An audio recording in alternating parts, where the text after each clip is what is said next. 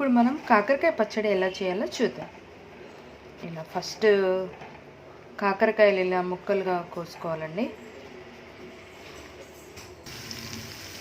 ఇలా లైట్గా ఫ్రై చేసుకోవాలండి. కొంచెం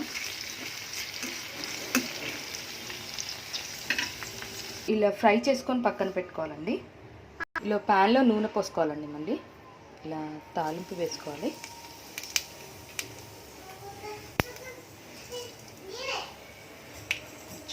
ఆవాలు, జీలకర్ర, రెడ్ చిల్లీ వేసుకోవాలండి. రెడ్ చిల్లీ, కొంచెం అల్లం వెల్లుల్లి పేస్ట్ అండి.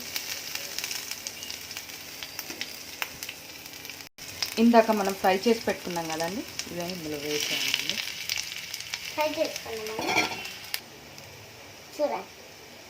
చిటికెడు పసుపు అండి,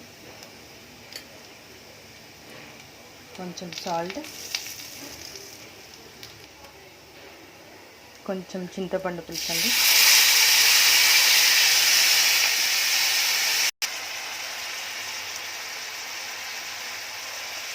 కొంచెం కారం వేసుకోవాలండి, కొంచెం ఆవపొడి అండి.